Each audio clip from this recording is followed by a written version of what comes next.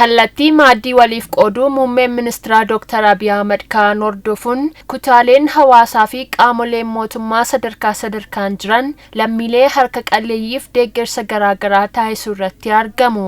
Gaggeessitoonni kutaa bulchiinsa magaalaa Gullallees maallaqa walitti baasuun lammiilee harka qalleeyyii 150 ol ta'aniif deeggarsa daakuu fi zayitaa taasisaniiru. Lammiileen deeggarsi taasifameefis deeggarsichi qaala'insa jireenyaa ulfaataa jiru hanga ta'een akka isaaniif salphisu himuun galateeffataniiru.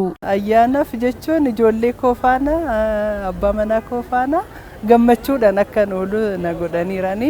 Aadaan wal gargaarsaa kun aadaa biyya Itoophiyaa keessa durumaa wanta jiru. Garuu amma cimee duri hiyyeessin argamu gizee bara yaadigii kana hiyyeessin ilaalamu ture. Har'a garuu mootummaa keenyas waradaadhaanis kifla katamaadhaan baay'ee galatoomaa hin jedha. Keessattuu Adaanech Abeebee kanaan duras na godhameera. Kanaaf baay'een galatoomaa jedhaani. ዱቄት በቀላሉ የምትገዛው አይደለም፣ ዘይትን በቀላሉ የሚገዛ አይደለም።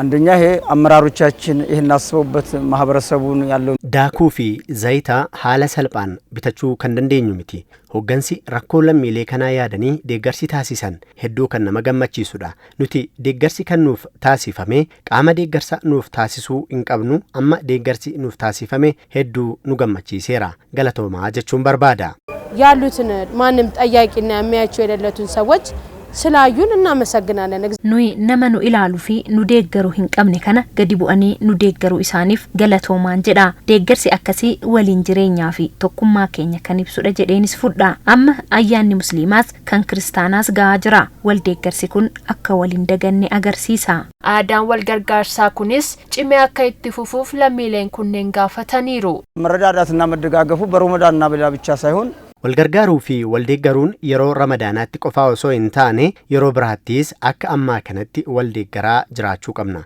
Kun Itoophiyaa keenya agarsiisa. Cimee itti haafufuun jedha. itti gaafatamaan waajjira qindeessa hirmaannaa uummataa fi hojii tolooltummaa kutaa bulchiinsa magaalaa Gullallee obbo Hayilamaariyaam Abbaayinee waldeeggarsi aadaa Itoophiyaanotaa ta'uu isaatiin lammiilee harka qalleeyyii deeggaruu irratti xiyyeeffannaan hojjetamaa akka jiru ibsuun walgargaarsi eegalame akka cimuuf abbootii qabeenyaa qindeessinee hojjechaa jirra jedhaniiru.